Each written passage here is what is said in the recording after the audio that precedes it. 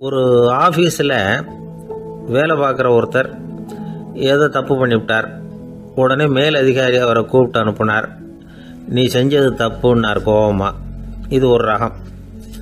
சில அதிகாரிகள் இப்படி நீங்கள் செஞ்சது தப்புன்னு சொல்கிறதில்ல, நீங்கள் செஞ்சது சரி அப்படின்னு சொல்கிறதில்ல.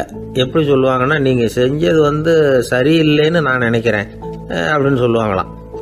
அதாவது சில பேர் நீங்கள் செஞ்சது தப்புங்கிறாங்க, அதையே மாற்றி சொல்கிறாரு இவர், நீங்கள் செஞ்சது சரியில்லைன்னு நினைக்கிறேன். இது ரெண்டும் அர்த்தம் ஒன்று தான், இருந்தாலும் வார்த்தைகள் வித்தியாசம்.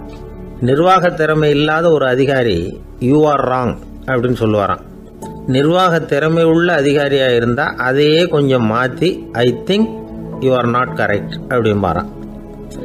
இதுதான் வித்தியாசம். இருந்தாலும் வார்த்தைகளை உபயோகப்படுத்துகிற விதத்தை வச்சு தான் வேலை நல்லா நடக்கிறதும் நடக்காததும் இருக்கு. விவரம் தெரிஞ்சவங்க என்ன சொல்கிறாங்க தெரியுமா? Be a leader not a boss அப்படிங்கிறாங்க. ஒரு லீடராக பாஸாக இருக்காதே அப்படிங்கிறாங்க. சரி, அப்படின்னா லீடருக்கும் பாஸுக்கும் வித்தியாசம் உண்டா அப்படின்னு கேட்டால் இருக்குன்னு சொல்கிறாங்க. லீடருங்கிறவர் வேற, பாஸுங்கிறவர் வேற. ஒரு லீடர் எப்படி நடந்துக்குவார், ஒரு பாஸ் எப்படி நடந்துக்குவார், இதை முதல்ல நாம் தெரிஞ்சுக்கணும். அவங்க எப்படி நடந்துக்குவாங்க அப்படிங்கிறதுக்கு சில விவரங்கள் இருக்குது. அதை கேட்டோம்னா நாம் புரிஞ்சுக்கலாம் அதை. அதாவது பாஸுங்கிறவர் விரட்டிக்கிட்டே இருப்பார், லீடருங்கிறவர் ஊக்கப்படுத்திக்கிட்டே இருப்பார். நாளைக்கு சாயந்தரத்துக்குள்ளே அந்த வேலையை செஞ்சு முடிக்கலைன்னா தொலைச்சி விடுவோம் தொலைச்சி அப்படிம்பார் அவர். இவர் எப்படி சொல்லுவார்னா, இது வரைக்கும் நீங்கள் செஞ்சுருக்கிற வேலை ரொம்ப அற்புதம் அப்படிம்பார். பாஸுங்கிறவர் அதிகாரத்தை நம்பி செயல்படுறவர், லீடருங்கிறவர் நல்லெண்ணத்தை நம்பி செயல்படுறவர். நம்மகிட்ட அதிகாரம் இருக்குது, பவர் இருக்குது, அதனால் காரியத்தை சாதிச்சுடலாம் அப்படின்னு நினைக்கிறவர் அவர். மற்றவங்க கிட்ட ஒரு நல்ல அபிப்பிராயத்தை சம்பாதிச்சுக்கிட்டு அது மூலமாக காரியங்களை சாதிக்கிறவர் இவர். பாஸுங்கிறவர் பயத்தை உண்டு பண்ணுவார், லீடருங்கிறவர் அன்பை பரவ செய்வார். அதை செய்யலைன்னா ஆடிட்டில் தகராறாயிடும், இது செய்யலைன்னா இன்க்ரிமெண்ட்டு கட் ஆகிடும், இப்படி ஏதாவது சொல்லி பயமுறுத்திக்கிட்டே இருப்பார் அவர். இவர் அப்படி இல்லை. உடம்பு இப்படி இருக்குது, வீட்டில் எல்லோரும் சௌக்கியமாக இருக்கிறாங்களா, ஆஃபீஸில் எல்லாம் வசதியாக இருக்குதா, நான் ஏதாவது உதவி செய்யணுமா அப்படின்னு அன்புக்கு முக்கியத்துவம் கொடுப்பார். பாஸுங்கிறவர் எதுக்கெடுத்தாலும் நான் சொல்லிகிட்டு இருப்பார், லீடருங்கிறவர் நாமன்னு சொல்லிகிட்டு இருப்பார். பாஸுங்கிறவர் தப்புக்கு காரணம் யாருன்னு பார்ப்பார், லீடருங்கிறவர் தப்பு என்னன்னு பார்ப்பார். இதுதான் ரெண்டு பேருக்கு வித்தியாசம். The boss shows who is wrong, the leader shows what is wrong அப்படின்னு சொல்லுவாங்க. இந்த காரியம் எப்படி செய்யப்பட்டிருக்கு அப்படின்னு தெரிஞ்சுக்கிறவர் பாஸ். இந்த காரியத்தை எப்படி செய்யணும்னு செஞ்சு காட்டுறவர் லீடர். பாஸுங்கிறவர் பணியாளர்களை திட்டுவார், லீடர் மரியாதைக்குரியவராக நடத்துவார், அதுக்குரியவராக அவர் நடந்துக்குவார். செய்கிற வேலையை ஒரு சுமையாக நினைக்க வைக்கிறவர் பாஸ், செய்கிற வேலையை ஒரு சந்தோஷமாக ஆக்குறவர் லீடர். ஒரு முதலாளியாக இருக்கிறவர் அல்லது ஒரு நிர்வாகியாக இருக்கிறவர் இது மாதிரியான நுணுக்கங்களை எல்லாம் தெரிஞ்சு வச்சுக்கிறது நல்லது. ஒரு பாஸ் இருக்கார், அவர் ஒரு நாள் ரொம்ப பெருமையாக தன்னோட ஆஃபீஸை பற்றி பேசிக்கிட்டு இருந்தார். எனக்கு கீழே 200 பேர் வேலை செய்கிறாங்க சார், நான் ஒரு கோடு கிழிச்சா அவங்க அதை தாண்டாத அளவுக்கு நான் நடந்துக்கிறேன் சார் அப்படின்னார் அவர். அது எப்படி முடியுது உங்களால் அப்படின்னு கேட்டோம். நான் கோடே கிழிக்கிறதில்ல சார் அப்படின்னார். அது ஒரு புகைவண்டி நிலையம். அங்கே ஒருத்தர் காலார நடந்து வந்துக்கிட்டு இருந்தார். அவர் தன்னுடைய வீட்டில் உட்காந்து ரொம்ப நேரம் எழுதுவார். எழுதுகிற நேரம் போக மற்ற நேரங்களில் தம்முடைய சொந்த வயல்களில் வேலை பார்ப்பார். அது முடிஞ்சதும் என்ன பண்ணுவார்னா, பக்கத்தில் இருக்கிற புகைவண்டி நிலையத்துக்கு போவார். அங்கே கொஞ்சம் நேரம் அப்படியே காலார நடந்து வருவார். இது அவருடைய அன்றாட வழக்கம். அன்னைக்கு அது மாதிரி தான் அவர் நடந்து வந்துக்கிட்டு இருக்கிறார். அந்த சமயத்தில் அங்கே நடைமேடையில் ஒரு அம்மையார் நின்றுட்டு இருக்கிறாங்க. இவரை கண்டதும் கையை தட்டி கூப்பிட்டாங்க, இங்கே கொஞ்சம் வர முடியுமா அப்படின்னாங்க. இவர் போனார். என்னங்கன்னு விசாரித்தார். அந்த அம்மையார் விவரம் சொன்னார். ஐயா, நானும் என்னுடைய வீட்டுக்காரரும் இங்கே வந்தோம், அதுவும் நிற்கிதே அந்த ரயிலில் ஏறி ஊருக்கு போகணும். என்னுடைய வீட்டுக்காரரு அதுவும் அந்த உணவு விடுதிக்கு போயிருக்கார், இன்னும் வரல. அவர் வர்றதுக்குள்ளே ரயில் புறப்பட்டுரும் போல இருக்கு, நீங்கள் ஓடி போய் அவரை அழைச்சிக்கிட்டு வர முடியுமா அப்படின்னு கேட்டாங்க. சரின்னார் இவர். உடனே அந்த அம்மா தன்னுடைய கணவர் எப்படி இருப்பார் அப்படிங்கிற அடையாளங்களை கொஞ்சம் சொல்லி அனுப்புனாங்க. போய் தேடிக்கிட்டு இருக்க வேண்டாமேங்கிறதுக்காக. பார்க்குறதுக்கு இப்படி இருப்பார், இந்த மாதிரி ஆடை அணிஞ்சிருப்பார் அப்படின்னு விவரமாக சொன்னாங்க. அதை அவர் கவனமாக கேட்டுக்கிட்டார். நீங்கள் போய் அழைச்சிட்டு வாங்க, வந்த உடனே உங்களுக்கு உண்டான கூலியையும் கையோடு கொடுத்து விட்றேன் அப்படின்னாங்க அந்த அம்மா. இவர் போனார். அந்த அம்மா சொன்ன அடையாளங்களை வச்சு அவர் வீட்டுக்காரரை கையோடு கூட்டிகிட்டு வந்துட்டார். கொண்டுட்டு வந்து அந்த அம்மா கிட்ட ஒப்படைச்சார். உடனே அவரும் ஏற்கனவே சொன்ன பிரகாரம் அவருக்கான கூலி பணத்தையும் கொடுத்தாங்க. அவரும் எதுவும் மறுப்பு சொல்லாமல் அதை வாங்கிக்கிட்டார். வாங்கிக்கிட்டு திரும்பினார். அந்த சமயத்தில் எதிரில் வந்த ஒருத்தர் அவர் அடையாளம் கண்டுபிடிச்சிக்கிட்டார். அவங்க 2 பேரும் பேசிக்கிறது இவங்க காதில் விழுந்தது. அப்போ தான் இவங்களுக்கு அது புரிஞ்சுது. இவங்ககிட்ட கூலி வாங்கினவர் யாருன்னா அவர் தான் பேரறிஞர் லியோ டால்ஸ்டாய் அப்படிங்கிறது புரிஞ்சுது. அவங்க 2 பேரும் பேசிக்கிறத வச்சு ரஷ்ய நாட்டின் மிகப்பெரிய ஞானி லியோ டால்ஸ்டாய், சோவியத் நாட்டின் ஈடு இணையற்ற இலக்கிய மேதை. இது தெரிஞ்ச உடனே அந்த அம்மா அவர்கிட்ட ஓடினாங்க. ஐயா, உங்களுக்காக நான் கூலி கொடுத்தேன், நான் பெரிய தவறு பண்ணிவிட்டேன் அப்படின்னு சொல்லி வருத்தப்பட்டாங்க. பரவாயில்ல, ஆனால் நீங்கள் எனக்கு கொடுத்த கூலி பணத்தை நான் திருப்பி கொடுக்க மாட்டேன். ஏன் தெரியுமா? அது நான் உழைச்சி பெற்ற தொகை அப்படின்னார். யாருக்குமே அதிக மகிழ்ச்சியை தரக்கூடிய பணம் எதுன்னு கேட்டால் அது அவங்க உழைப்புக்கு ஊதியமாக கிடைக்கிற பணம் தான். நம்ம ஆட்கள் சில பேருக்கு உழைக்காமல் கிடைக்கிற தீய வழியில் வருகிற பணம் கூட மகிழ்ச்சியை கொடுக்கும். ஒரு பெரிய தொழிற்சாலை, அதோட முதலாளி கடுமையான ஒரு கட்டுப்பாடு விதிச்சிருந்தார். அது என்ன கட்டுப்பாடுன்னா, இந்த தொழிற்சாலைக்கு உள்ள யாரும் சிகரெட்டு பிடிக்கக்கூடாது அப்படிங்கிறது தான். ஒரு நாள் இந்த முதலாளி தன்னுடைய தொழிற்சாலையை சுற்றி பார்த்துக்கிட்டு வரார்.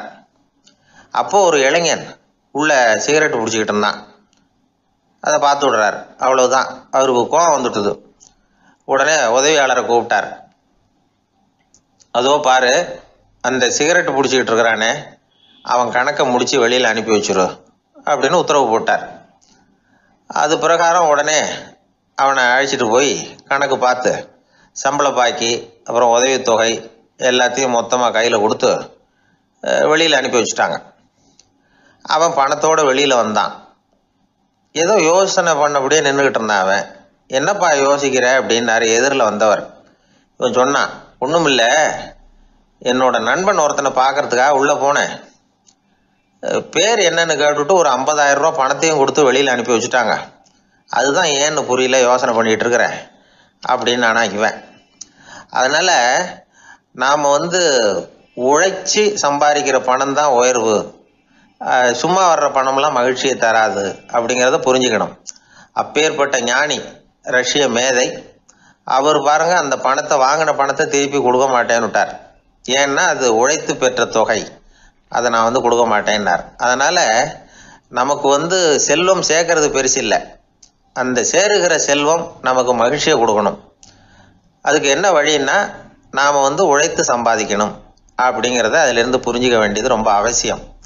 அதனால் உழைப்போம் உயர்வோம், இதுதான் வெற்றியின் ரகசியம். ஒரு தடவை கலைவாணர் NS கிருஷ்ணன் பேராசிரியர் கல்கியை சந்தித்து பேசிக்கிட்டு இருந்தாராம். கலைவாணர் கல்கியை பார்த்து, எனக்கு கதை எழுத ஆசையாக இருக்குது, எப்படி எழுதுறதுன்னு கேட்டாராம். கதை எழுதுறதுக்கு 4 மை வேணும்னாராம் கல்கி. அப்படியா, அப்படின்னா என்னென்ன கலர் மை அப்படின்னு கேட்டிருக்காரு கலைவாணர் சிரிச்சுக்கிட்டே. நான் சொன்னது கலர் மை இல்லை, அது வேற மை. அதாவது கதை எழுதுறதுக்கு தேவைப்படுகிற 4 மை எதுன்னா, 1 திறமை, 2 பேணாமை, 3வது தனிமை, 4வது பொறுமை அப்படின்னாராம். உடனே கலைவாணர், உங்கள் யோசனை அருமை அப்படின்னாராம். அதுதான் கலைவாணர். பொதுவாக எழுத்தாளர்கள் எழுதுகிற மாதிரி நடந்துக்கிறது இல்லை, ஆனால் கலைவாணர் என்ன சொல்லுவாரோ அதே மாதிரி நடந்துக்குவார். எல்லாருக்கும் எல்லாம் கிடைக்கணுங்கிற கருத்தை சினிமா படங்களில் வலியுறுத்துவார். அதே மாதிரி நடைமுறை வாழ்க்கையிலேயே எல்லாருக்கும் எல்லாமும் கொடுப்பார். பணம், பதவி, புகழ் இப்படி எதுவுமே இல்லாத ஒரு சாதாரண மனுஷனாக இருந்தால் கூட இவர் மனுஷனுக்கு கொடுக்குற மரியாதையில் கொஞ்சமும் குறைச்சல் இருக்காது. இந்த குணம் சாதாரணமாக எல்லாருக்கும் இருக்கிறது இல்லை. அவர் சினிமா தியேட்டருக்கு போய் சினிமா பார்க்குறது வழக்கம். அவர் வந்திருக்கிறாருங்கிறது தெரிஞ்சால் போதும், வெளியில் பிச்சைக்காரங்க கூடிடுவாங்க. இது அவருக்கு தெரியும். வெளியில் நம்மளை நம்பி ஒரு கூட்டம் காத்துக்கிட்டு இருக்குமேன்னு நினைப்பார். உடனே ஒரு 100 ரூபா நோட்டை கொடுத்து சில்லறையாக மாற்றிட்டு வர சொல்லுவார். படம் முடிஞ்சு வெளியில் வர்றப்போ சில்லறையோடு வருவார். எல்லாருக்கிட்டையும் கொடுத்துருவார். ஏன்னா எல்லாரும் தேடிட்டு வருவாங்க அவரை. என்ன எல்லாரும் சௌக்கியமாக இருக்கிறீங்களா அப்படின்னு பிரியமாக விசாரிப்பார். ஏதோ ரொம்ப நெருங்கின சொந்தக்காரங்களை விசாரிக்கிறது மாதிரி விசாரிப்பார். தன்கிட்ட இருக்கிற சில்லறையை எல்லாருக்கும் சமமாக பிரித்து கொடுத்துட்டு தான் அங்கேருந்து புறப்படுவார். ஒரு நாள் அது மாதிரி புறப்படுற சமயத்தில் ஒரு சின்ன பையனுக்கு சில்லறை எதுவும் கிடைக்கல கொடுக்கறதுக்கு. இது கலைவாணருக்கு தெரியாது. காரில் ஏறி புறப்பட்டு போயிட்டார். அந்த பையன் காரை பிடிச்சிக்கிட்டு பின்னாடியே ஓடிச்சாந்துருக்கிறான். ஐயா, நீங்களே இல்லைன்னு சொன்னால் நான் என்ன பண்ணுறது? இன்னைக்கு பட்னி தான், அம்மாவுக்கு வேற உடம்பு சரியில்லை அப்படின்னு கத்திக்கிட்டே ஓடியாந்தானா. கலைவாணர் கவனிச்சுட்டார். உடனே காரை நிறுத்த சொன்னார். இறங்கினார். அந்த சின்ன பையனை கட்டி பிடிச்சிக்கிட்டு என்னை மன்னிச்சுக்கப்பா, நான் கவனிக்காமல் வந்துட்டேன் அப்படின்னு சொல்லி அழ ஆரம்பிச்சிட்டாராம். இன்னொரு தடவை இதே மாதிரி ஒரு தியேட்டர்லேருந்து வெளியில் வந்திருக்கிறார். ஒரு ஆள் அவர்கிட்ட வந்து நின்றுருக்கார். அவர் கொடுக்கறதுக்கு இவர்கிட்ட பணம் இல்லை. பணம் இல்லையாப்பா அப்படின்னாராம். உங்ககிட்டே இல்லையா அப்படின்னாராம் அவர். கலைவாணருக்கு மனசு ரொம்ப சங்கடமாக போச்சு. உடனே புறப்பட்டு வீட்டுக்கு போனார். அங்கே இங்கே தேடி பார்த்து அங்கே இருந்த கொஞ்சம் நெஞ்ச சில்லறையை எடுத்தார். காரு டிரைவரை கூப்பிட்டார். தியேட்டர் வாசலில் நின்றுக்கிட்டு இருந்த ஆசாமியோட அங்க அடையாளங்களை சொன்னார். காரை எடுத்துகிட்டு போய் அந்த ஆளை கண்டுபிடிச்சி இந்த காசை கொடுத்துட்டு வா அப்படின்னு அனுப்பி வச்சாராம். பிச்சை போடுறதுக்காக காரை அனுப்புனதாக வேற யாரை பற்றியாவது நீங்கள் கேள்விப்பட்டிருக்கிறீங்களா? அவர் ஒரு வித்தியாசமான மனிதர், வித்தியாசமான கலைஞர். கலைவாணரோட சகோதரர் கல்யாணம் நடந்தது. அதில் தியாகராஜ பாகவதர் கச்சேரி முடிஞ்ச உடனே அதில் சம்பந்தப்பட்ட கலைஞர்களுக்கெல்லாம் கலைவாணர் பரிசுகள் கொடுக்குறார். அந்த கச்சேரியில் கடம் வாசித்தவருக்கு மட்டும் மற்ற எல்லாருக்கும் கொடுத்ததை விட பெருசாக ஒரு வெள்ளி கோப்பையை பரிசாக கொடுத்தாராம். மற்றவங்களுக்கெல்லாம் சின்னதாக கொடுத்துட்டு கட வித்துவானுக்கு மட்டும் பெருசாக பரிசு கொடுக்குறீங்களே ஏன்னு கேட்டிருக்கிறாங்க. அதுக்கு கலைவாணர் விளக்கம் கொடுத்தாராம். இப்பெல்லாம் ரயிலில் கூட்டம் அதிகங்கிறது உங்களுக்கு எல்லாருக்கும் தெரியும். இந்த வித்துவான் இவ்வளவு பெரிய மண்பானையை ரயிலில் ரொம்ப பத்திரமா உடையாம ரொம்ப தூரத்திலேருந்து கொண்டு வந்திருக்கிறாரே, அது என்ன சாமானியமான காரியமா? அவரோட அந்த சாமர்த்தியத்தை பாராட்டுறதுக்காக தான் அவருக்கு இவ்வளவு பெரிய பரிசு அப்படின்னாராம். ஒரு சீடன் வெளியூர் புறப்படுறதுக்கு தயாரா இருந்தான். ரொம்ப தூரம் போக போறான். திரும்பி வர நாளாகும். புறப்படுறதுக்கான ஆயத்த வேலைகளில் ஈடுபட்டிருந்தான். அந்த சமயம் பார்த்து இன்னொரு சீடன் அவங்ககிட்ட வந்தான். நம்ம குரு உன்னை அழைச்சிட்டு வர சொன்னார், வா அப்படின்னு கூப்பிட்டான். இவன் உடனே புறப்பட்டு போனான். குருநாதரை பார்த்தான். அவர் காலில் விழுந்து வணங்கினான். வணங்கிவிட்டு எழுந்திரிச்சான். அவ்வளவுதான். குரு ஏதாவது உபதேசம் பண்ணுவாருன்னு எதிர்பார்த்தான். ஆனா நடந்தது என்ன தெரியுமா? குரு அவனுக்கு ஓங்கி ஒரு அடி கொடுத்தார். எதிர்பாராம இந்த அடியை வாங்கினதும் அந்த சீடன் அதிர்ந்து போயிட்டான். பக்கத்துல இருந்த மற்ற சீடர்களும் திகைச்சு போய் நின்னுட்டாங்க. அடி வாங்கின சீடனுக்கு மனசுக்குள்ள குழப்பம். நாம என்ன தப்பு பண்ணணும்? புறப்படுற நேரத்துல இப்படி குரு கிட்ட அடி வாங்குற மாதிரி ஆயிட்டுதே அப்படின்னு நினைச்சு மனசுக்குள்ள ரொம்ப வேதனைப்பட்டான். கொஞ்சம் துணிச்சலை வரவழைச்சுக்கிட்டு குருநாதர்கிட்டயே கேட்டுட்டான். சுவாமி, நான் என்ன தப்பு பண்ணினேன்? என்ன இப்படி அடிச்சுட்டீங்களே? ஒரு வார்த்தை கூட உங்களை எதிர்த்து நான் பேசினது இல்லையே. இவ்வளவு காலமா உங்க விருப்பத்துக்கு விரோதமா ஒரு காரியம் கூட நான் செஞ்சது இல்லையே. வந்ததும் வராததுமா ஒண்ணுமே சொல்லாம என்ன அடிச்சுட்டீங்களே. குருவே, நான் செஞ்ச குற்றம் தான் என்ன அப்படின்னு கண்ணீரோட பரிதாபமா கேட்டானா அந்த சீடன். ஆனா அந்த குரு முகத்துல கொஞ்சம் கூட கோபம் இல்லை. அவர் சிரிச்சுக்கிட்டே நின்றுகிட்டு இருந்தாராம். அதுக்கப்புறம் சொன்னாராம், என்னுடைய அருமை சீடனே, நீ ஒரு தவறும் பண்ணல. நான் உன்னை அடிச்சது நீ ஏதோ தப்பு பண்ணிவிட்டேங்கிறதுக்காக இல்ல. நீண்ட பயணம் போக போறேன். ஞாபகமா ஏதாவது கொடுத்து அனுப்ப வேணாமா? நீ ஞானம் பெற்ற பிறகுதான் திரும்பி வர போறேங்கிறது எனக்கு தெரியும். அதுக்கு பிறகு உன்னை வந்து அடிக்க முடியுமா? அதனால இப்ப கிடைச்சிருக்கிற இந்த வாய்ப்பை பயன்படுத்திக்கிட்டேன். அப்போதைக்கு இப்பவே அடிச்சுட்டேன், அவ்வளவுதான், வேற ஒண்ணும் இல்லை அப்படின்னாராம். குரு சிரிச்சுக்கிட்டே இப்படி சொல்றார். இருந்தாலும் இதுவும் ஒரு உபதேசம் தான். அதிர்ச்சிகளால விழிப்படைய வைக்கிறதும் ஒரு வழிதான். இது ஜென் வழி. பெரும்பாலும் அதிர்ச்சியின் மூலமாகவே ஞான தரிசனத்தை அருள்கிறவர்கள் தான் ஜென் குருமார்கள். நம்ம தியானம் தான் ஜென். இந்தியாவிலிருந்து சீனாவுக்கு போய் கொஞ்சம் பேர் மாறி வளம் பெற்று ஜப்பான்ல ஜென் ஆகி வளர்ந்துருக்குது, அவ்வளவுதான். ஜென்கிறது தியானம். எதை நினைச்சும் தியானிக்கிறது இல்ல, எல்லாத்திலையும் தியானம் இருக்கிறதா சொல்லுது ஜென்.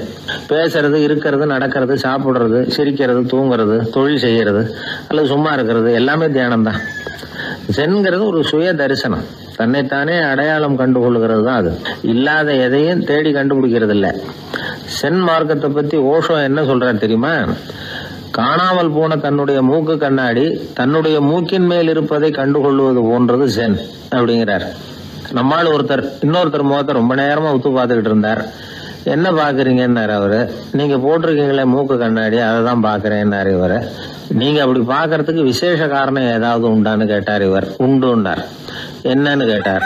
நேத்திக்கு காணாம போன என்னோட மூக்கு கண்ணாடி அது அப்படின்னாராம் இவர். ஒருத்தர் இருந்தான், வாழ்க்கையில மகிழ்ச்சியா இருக்கணும்னு ஆசைப்பட்டான். அதுக்கு என்ன வழின்னு 4 பேருகிட்ட யோசனை கேட்டான். பணம் இருந்தா மகிழ்ச்சி தானா வரும், அதனால பணம் சம்பாதிக்கிற வழியை பாரு, அதுக்கப்புறம் நீ தேடிட்டு இருக்கிற மகிழ்ச்சி உன்னை தேடிட்டு வந்து சேரும்னாங்க. அப்படின்னா மகிழ்ச்சி இருக்கிற இடம் பணம் தான் அப்படின்னு அவன் முடிவு பண்ணிக்கிட்டான். அதை சேர்க்க ஆரம்பிச்சான். கொஞ்ச நாள்ல பெரிய ஆளாயிட்டான். செல்வம் நிறைய சேர்ந்து போச்சு. இப்பவும் அவனுக்கு மகிழ்ச்சி கிடைக்கல. மறுபடியும் நண்பர்கள் கிட்ட யோசனை கேட்டான். பணம் சேர்த்தா மட்டும் இன்பம் வந்துடாது, அதை செலவு பண்ணு, பணம் மூலமா இன்பத்தை தேடு, கிடைக்கும் அப்படின்னு யோசனை சொன்னாங்க. உடனே அந்த பணத்தை எடுத்துக்கிட்டு ஊர் பூரா சுத்தினான். வெளிநாடுகள்லாம் போனான், சுத்தி பார்த்தான். அப்புறம் அவனுக்கு விருப்பமானதையெல்லாம் வாங்கி சாப்பிட்டு பார்த்தான்.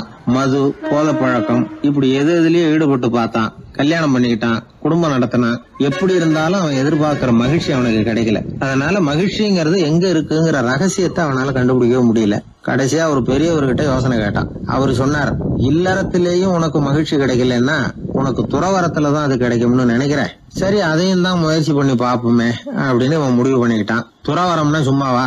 எல்லாத்துக்கும் அவன் துணிஞ்சுட்டான். வீட்டுல இருந்த நகை, பணம், பவுனு, வைரம், வைடூரியம் எல்லாத்தையும் ஒரு மூட்டையா கட்டி எடுத்துக்கிட்டான். ஒரு யோகியை தேடிட்டு போனான். அவர் காலடியில கொண்டுட்டு போய் வச்சான். அவர் நிமிர்ந்து பார்த்தார். என்ன இதெல்லாம்னார். இதெல்லாம் இனிமே எனக்கு தேவையில்லைன்னா. சரி, அப்படின்னா உனக்கு என்னதான் தேவைன்னார். எனக்கு மகிழ்ச்சி தேவை, மன அமைதி தேவைன்னா. அந்த யோகி தன்னுடைய காலடியில் இருந்த மூட்டையை பிரிச்சு பார்த்தார். உள்ள தங்கம், வைரம், நகை, பணம் எல்லாம் இருக்கு. அவ்வளவுதான். அவசரமா அதை சுருட்டி எடுத்துக்கிட்டார். தலையில வச்சுட்டு ஒரே ஓட்டமா ஓட ஆரம்பிச்சுட்டார். இவனுக்கு அதிர்ச்சியா போட்டுது. அடடா, இந்த ஆளு போலி ஆசாமி போல இருக்க, ஏமாந்துட்டோமே அப்படின்னு நினைச்சான். வருத்தப்பட்டான். அந்த துக்கம் ஆத்திரமா மாறிச்சு. உடனே அந்த யோகியை துரத்த ஆரம்பிச்சான். அவரு ஒரே ஓட்டமா ஓடுறார். சந்து பூந்தெல்லாம் நுழைஞ்சு ஓடுறார். இவனும் விடாம துரத்துறான். கடைசியா அந்த யோகி மூச்சு இறக்க ஒரு இடத்துல வந்து நின்னார். அது எந்த இடம்னா ஒரு புறப்பட்ட இடம். எங்க இருந்து ஓட ஆரம்பிச்சாரோ அங்கேயே வந்து நின்னார். துரத்திட்டு வந்தவனும் ஓடி வந்து நின்னான். இப்ப அந்த யோகி சொன்னார், என்னப்பா பயந்துட்டியா? இந்தா உன்னோட செல்வம், நீயே வச்சுக்கோ அப்படின்னு சொல்லி மூட்டையை திருப்பி கொடுத்தார். கைவிட்டு போன தங்கமும், வைரமும், பணமும் திரும்ப கிடைச்சிட்டுதுங்கிறதுல அவனுக்கு ஏகப்பட்ட மகிழ்ச்சி. இப்போ மறுபடியும் அந்த யோகி சொல்றார், நீ வர்றதுக்கு முன்னாடி கூட இந்த தங்கமும் வைரமும் உங்ககிட்டதான் இருந்தது. ஆனா அப்போ உனக்கு மகிழ்ச்சி இல்ல. இப்போ உங்ககிட்ட இருக்கிறதும் அதே தங்கமும் வைரமும் தான். ஆனா இப்போ உன் மனசுல மகிழ்ச்சி இருக்கு. இதுல இருந்து என்ன தெரியுது? மகிழ்ச்சிங்கிறது வெளியில இல்ல, உள்ள இருக்கு. அது நம்ம மனசுல இருக்கு. இதை நல்லா புரிஞ்சுக்கணும். தங்கத்தையும் வைரத்தையும் மூட்டை கட்டி தலையில வச்சுக்கிட்டு அலைஞ்சானே, அவன் மாதிரிதான் நம்மள பல பேருக்கும் மகிழ்ச்சி எங்க இருக்குங்கிற உண்மை புரியறது இல்ல. அதனாலதான் பல சமயங்கள்ல நாம மகிழ்ச்சிக்காக அடுத்தவங்களை சார்ந்து இருக்கிறோம். நமக்கு வேண்டியப்பட்ட ஒருத்தன் பணம், நகை எல்லாத்தையும் ஒரு மூட்டையா கட்டி எடுத்துக்கிட்டு ஒருத்தர் காலடியில வச்சான். இது எனக்கு தேவையில்லைன்னா. உனக்கு என்னதான் தேவைன்னார் அவர். எனக்கு மன அமைதி தேவைன்னா. உனக்கு மன அமைதி தேவைப்படுகிற அளவுக்கு இப்ப என்ன ஆயிட்டுதுன்னார் அவர். வேற ஒண்ணும் இல்ல, இந்த பணத்தையும் நகையையும் நான் யாரு வீட்டுல எடுத்தனோ அந்த வீட்டுக்காரங்க இப்ப என் பின்னாடி துரத்திட்டு வந்துட்டு இருக்கிறாங்க, அவ்வளவுதான் அப்படின்னு நானா. மகிழ்ச்சியை தேடுகிறவர்கள் இந்த உலகத்துல அதிகம். அது எங்க இருக்குன்னு புரிந்து கொண்டவர்கள் ரொம்ப குறைவு. எது உண்மையான மகிழ்ச்சி அப்படிங்கறத புரிஞ்சுக்கிட்டு அதுக்கு தகுந்த மாதிரி நம்முடைய வாழ்க்கையை அமைச்சுக்கணும். ஒரு ஆள் இருந்தார். அவரு தன்னை ஒரு குருன்னு சொல்லிக்கிட்டார். மௌன குரு, வாயே திறக்கிறது இல்லை. அவருக்கு 2 சீடர்கள் உண்டு. இவங்க தான் வர்றவங்க கிட்ட பேசுவாங்க, விளக்கம் கொடுப்பாங்க. ஒரு நாள் இந்த சீடர்கள் 2 பேரும் எங்கேயோ வெளியில் போயிட்டாங்க. அந்த நேரம் பார்த்து ஒருத்தர் அங்கே வந்தார். குரு கிட்ட போனார். குருவே, புத்தர்னா என்னன்னு கேட்டார். குருவுக்கு ஒன்றும் புரியல. அவர் உண்மையான குருவாக இருந்தாவில் புரியும். அவர் திருன்னு முழிக்க ஆரம்பிச்சுட்டார். இந்த நேரம் பார்த்து இந்த சீடர்கள் எங்கேயோ போயிட்டாங்களே, என்ன பண்ணுறது, உதவிக்கு யாராவது கிடைக்க மாட்டாங்களா அப்படின்னு அப்படியே சுற்றி பார்க்குறார். அங்கங்கே பார்க்குறார். வந்தவர் இதை கவனிச்சார். ஏதோ புரிஞ்சுக்கிட்ட ஒரு மாதிரி அடுத்த கேள்வி கேட்டார். தர்மம்னா என்ன சுவாமின்னார். குருவுக்கு ரொம்ப சங்கடமாக போச்சு. நம்ம நிலைமை இப்படி ஆகிட்டுதே, இக்கட்டில் மாட்டிக்கிட்டோமே அப்படின்னு நினச்சபடியே விட்டத்தை பார்த்தார். அப்புறம் குனிஞ்சு தரையை பார்த்தார். அப்படியே உட்காந்துக்கிட்டார். வந்தவர் உடனே அடுத்த கேள்விக்கு போயிட்டார். தியானம்னா என்ன சுவாமின்னார். பாவம் என்ன பண்ணுவார் அந்த குரு, பேசாமல் கண்ணை கெட்டியாக மூடிக்கிட்டார். இது ஏதடா வம்பா போச்சுன்னு. இவர் இப்படி பண்ணா கூட வந்தவர் சளைக்கல. இன்னொரு கேள்வியும் கேட்டார். ஆசீர்வாதம்னா என்ன அப்படின்னார். இவர் பார்த்தார், இப்படியே போனால் இவர் கேள்வி கேட்குறத நிறுத்த மாட்டார் அப்படின்னு நினச்சிக்கிட்டு எனக்கு ஒன்றுமே தெரியாதுங்கிற பாவனையில் 2 கையையும் விரித்து காட்டினார். வந்தவர் முகத்தில் மகிழ்ச்சி, மன நிறைவு, ஏதோ எல்லாம் புரிஞ்சுக்கிட்ட ஒரு மாதிரி அங்கேருந்து புறப்பட்டு போனார்.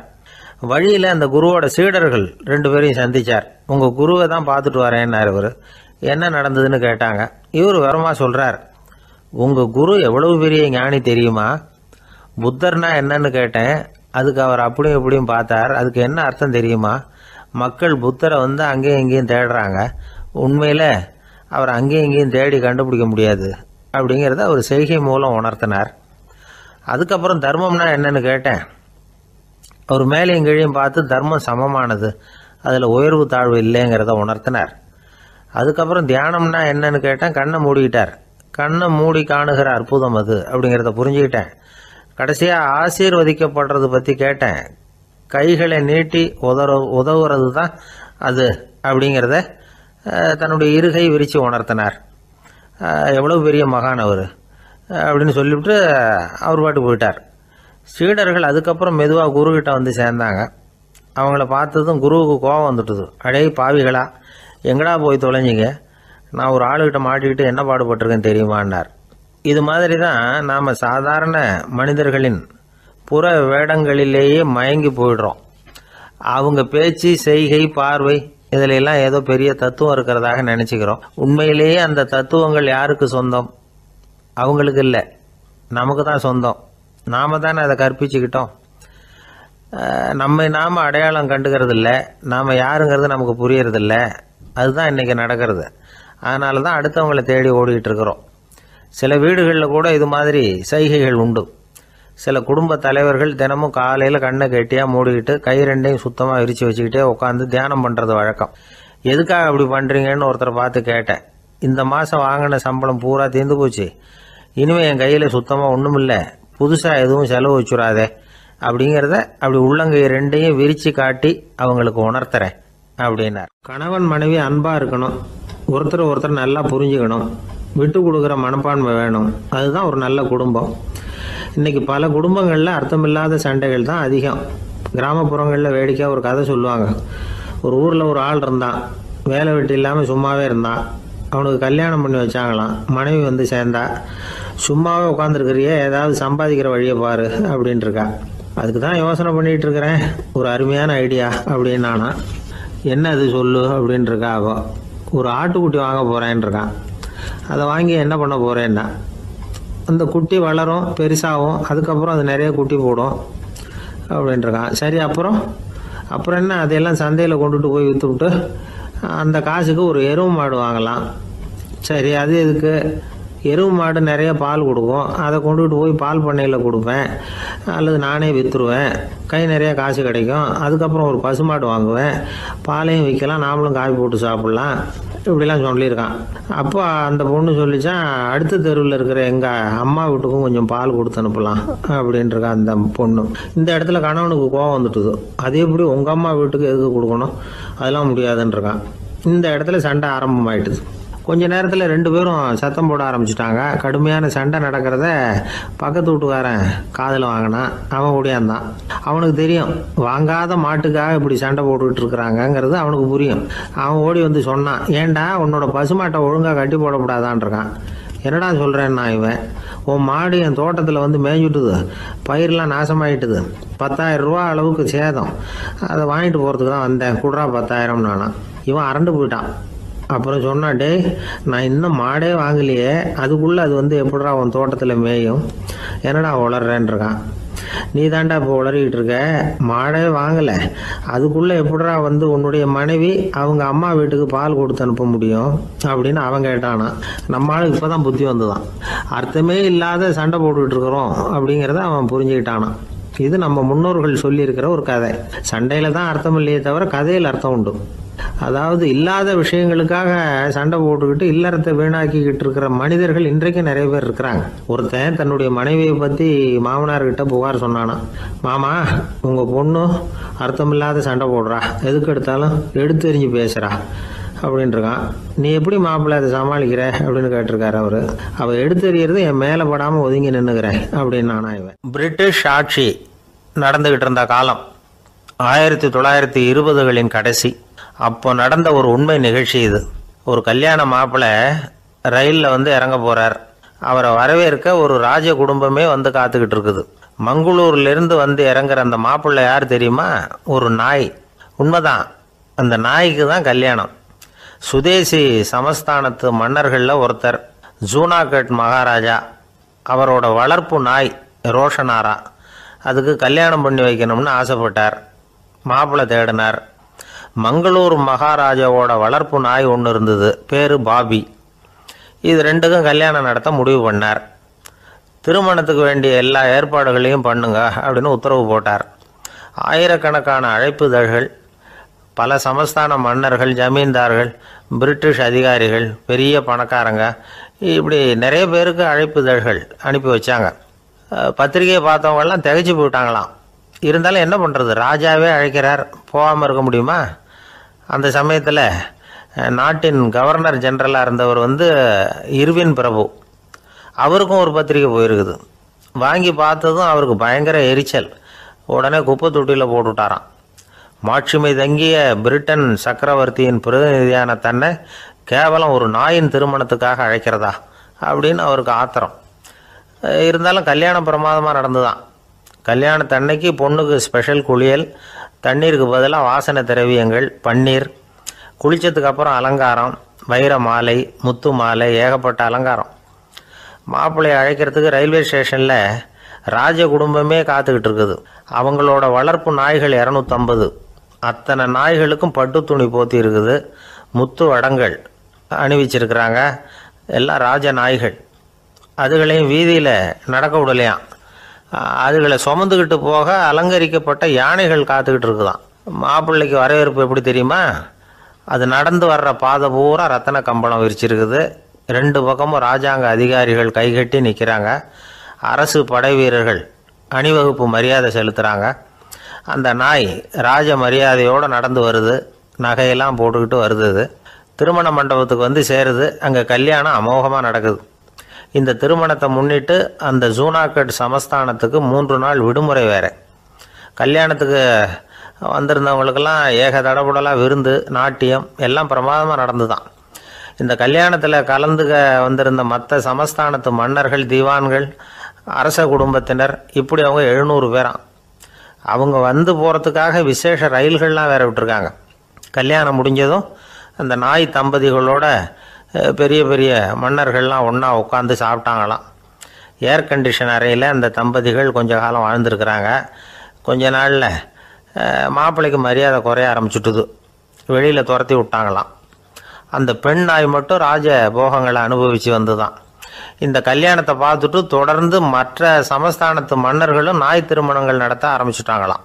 இது உண்மையில் நடந்திருக்குது. இப்படி அது இருக்கட்டும். இப்போ நம்ம கதைக்கு வருவோம். ஒரு ராஜாவுக்கு ரொம்ப நாள் கழித்து ஒரு குழந்தை பிறந்து தான். அரண்மனை ஜோசியரை கூப்பிட்டுருக்கார் ராஜா. ஜோசியரே, என் மகன் வருங்காலத்தில் சிறந்த வாழ் வீரனாக வரணும்னு ஆசைப்படுறேன். வருவானாங்கிறத கொஞ்சம் பார்த்து சொல்லுங்களேன் அப்படின்னாராம். ஜோசியர் சொன்னார், மன்னா, உங்கள் புள்ள வாழ் வீரனாக வர்றது கஷ்டம். ஆனால் அவரும் உங்களை மாதிரியே நாய்க்குட்டிகள் பேரில் பிரியமாக இருப்பார். அதுகளுக்கு கல்யாணமும் பண்ணி வைப்பார் அப்படின்னாராம். அது எப்படி கண்டுபிடிச்சிங்க அப்படின்னு கேட்டிருக்கார் ராஜா. அரசே, உங்கள் பிள்ளைக்கு வாழ் மேலே உள்ள பிரியத்தை காட்டிலும் நாய் மேலே உள்ள பிரியம் அதிகங்கிறதுக்கான அறிகுறி இப்போவே தெரியுது. நல்லா கவனித்து பாருங்க. அவர் வாழ்னு கத்துறாரு அப்படின்னாரு. கவனித்து பார்த்துட்டு அப்படி எனக்கு காதில் விழலையே அப்படின்னாராம் மன்னர். அதனால தான் சொன்னேன், அவர் கத்துறது வாழ்னு கத்தலை, வள்ளுன்னு கத்திக்கிட்டு இருக்கார். அதனால தான் அப்படி சொன்னேன் அப்படின்னாராம் அரண்மனை ஜோசியர். 21ஆம் வருஷம் செப்டம்பர் மாதம் 22ஆம் தேதி மதுரை மேலமாசி வீதியில் உள்ள ஒரு வீடு. அங்கே அன்னைக்கு நடந்த ஒரு அற்புத நிகழ்ச்சி பின்னாடி உலக மக்களையெல்லாம் ஆச்சரியப்பட வச்சுது. இந்திய வரலாற்றிலேயே அது ஒரு முக்கியமான நிகழ்ச்சி. உலக மக்கள் கவனமெல்லாம் காந்திஜியின் பக்கம் திரும்புறதுக்கு காரணமாக இருந்த நிகழ்ச்சி அது. கதர் துணி பிரச்சாரத்துக்காக காந்திஜி மதுரைக்கு வந்திருந்தார். சென்னை துணி வணிகர் சங்கத்தின் துணைத் தலைவர் ஒருத்தர் இருந்தார், ராம்ஜி கல்யாண் சேட்ஜி. அவருடைய வீடு மதுரை மேலமாசி வீதியில் இருந்தது. அந்த வீட்டில் தான் காந்திஜி தங்கியிருந்தார். அப்போது வயலுக்கு போகிற உழவர்கள்லாம் சின்ன சின்ன துண்டை இடுப்பில் கட்டிக்கிட்டு கலப்பையை தூக்கிக்கிட்டு தெருவில் நடந்து போகிறத கவனித்தார். ஏற்கனவே சேலத்துக்கு தெற்க பல பகுதிகளில் ஆண்களும் பெண்களும் அரைகுறை ஆடைகளோடு உழைச்சிக்கிட்டு இருக்கிறத கண்ணால் கண்டிருக்கிறார் அவர். இந்தியரின் சராசரி உடை இவ்வளவு தான் அப்படிங்கிறத புரிஞ்சுக்கிட்டார். மனசை என்னவோ பண்ணியிருக்குது. ராத்திரி பூரா அதை பற்றியே யோசனை.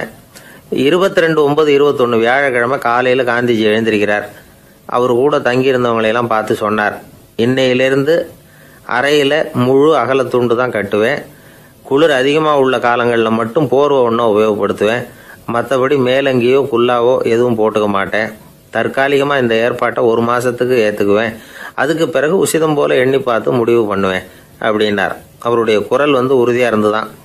உடனே செயலில் இறங்கினார். தம்முடைய 10 முழ வேட்டி, மேலங்கி, உள் சட்டை, குல்லா எல்லாத்தையும் களைஞ்சார். வேட்டியிலிருந்து ஒரு 4 முழ துணியை எடுத்துக்கிட்டார். இதுக்கு உதவி செஞ்சவர் அன்னைக்கு விருதுநகரில் பிரபல தொண்டராக இருந்த பழனிக்குமார பிள்ளை. வெட்டி எடுத்த துண்டை நீள வாக்கில் ரெட்டையாக மடித்தார். அதை இடுப்பில் துண்டு மாதிரி கட்டிக்கிட்டார். தலையில் சின்ன உச்சி குடுமி, அறையில் சின்ன துண்டு. அண்ணல் காந்தி ஆண்டி கோலத்தில் காட்சி அளிக்கிறார். கூட இருந்தவங்கள பார்த்து காரைக்குடிக்கு புறப்படலாமே அப்படின்னார். அவர் நண்பர்களும் சீடர்களும் திகைச்சு போய் நிற்கிறாங்க. இந்த விரதம் நிரந்தரமாக ஆயிடுமோங்கிற பயம் அவங்களுக்கு. எப்படியோ இந்த விவரம் ராஜாஜிக்கு அன்னைக்கு பிரபலமாக விளங்கின தேசபக்தர் டாக்டர் TSS ராஜனுக்கு எட்டுச்சு. உடனே 2 பேரும் ஓடி வந்தாங்க. வேண்டாமே இந்த கோலம் அப்படின்னாங்க. காந்திஜி தன்னுடைய முடிவில் உறுதியாக இருந்தார். ராஜாஜி என்னென்னமோ வாதமெல்லாம் பண்ணி பார்த்தார். உங்களுடைய வாதத்துக்கு என்னால் பதில் சொல்ல முடியல, இருந்தாலும் நான் செய்கிறது தான் சரிங்கிறதுல எனக்கு சந்தேகம் இல்லை. இன்னைக்கு அதிகாலை 3 மணி இருக்கும். நான் ஓரளவு விழிச்சுக்கிட்டேன். அதாவது உறக்கமும் விழிப்புமா இருந்த நிலையில் எனக்கு இந்த எண்ணம் உண்டாச்சு. இது என்னுடைய அந்தராத்மாவின் ஆணை, அதை என்னால் மீற முடியாது அப்படின்னு சொல்லிவிட்டாராம் காந்திஜி. கதர் பிரச்சாரத்துக்காக காரைக்குடிக்கு கிளம்பினார். வாசலில் 4 மோட்டார் வண்டிகள் காத்துக்கிட்டு இருந்தது. வீதியில் 2 பக்கமும் ஜனங்கள். காந்திஜி இடுப்பு துணியோடு மோட்டார் வண்டியில் ஏறினார். நண்பர்களும் சீடர்களும் மக்களும் உடல் சிலிர்க்க அந்த காட்சியை பார்க்குறாங்க. மோட்டார் வண்டி நகர ஆரம்பிக்குது. எப்பேற்பட்ட காட்சி அது! சுக்கநாத பெருமானியே கூலி ஆளாக்கிய மண், அப்படி ஆக்கி மண் சுமக்க வச்ச மதுரை இல்லையா, அந்த மதுரை தான் காந்திஜி துறவி கோலம் கொள்றதுக்கும் காரணமாக இருந்திருக்குது. இது இன்னைக்கு எத்தனை பேருக்கு தெரியும்? ஒரு தடவை காந்திஜி நேருவும் சுற்றுப்பயணம் செஞ்சாங்களாம். ஒரு இடத்துல நடந்து போயிட்டு இருக்கிறாங்க. குறுக்க ஒரு வாய்க்கால். நேரு என்ன பண்ணார் தெரியுமா? தன்னுடைய இளமை துடிப்பை காட்டுறதுக்காக கொஞ்சம் தூரம் பின்னாடி போய் அங்கேருந்து வேகமாக ஓடி வந்து அந்த வாய்க்காலை தாண்டினாராம்.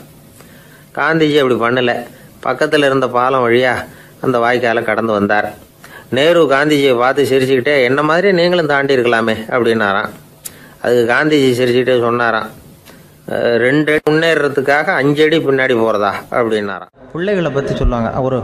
இப்போ ராமர் லட்சுமணர் கதை சொல்லுவாங்க. அதாவது ராமரும் பரதனும் பந்து விளையாடிக்கிட்டு இருந்தாங்களாம். சின்ன வயசில் பந்து விளையாடிக்கிட்டு இருந்தாங்களாம்.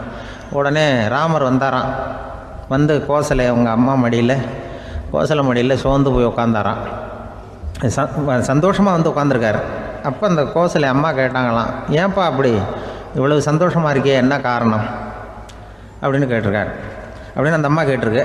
ராமன் சொன்னான்னா, என் தம்பியோட நான் பந்து விளையாண்டுக்கிட்டு இருந்தேன். பரதன் அவன் ஜெயிச்சுட்டான், நான் தோத்துட்டேன். என்னை அவன் ஜெயிச்சுட்டான்.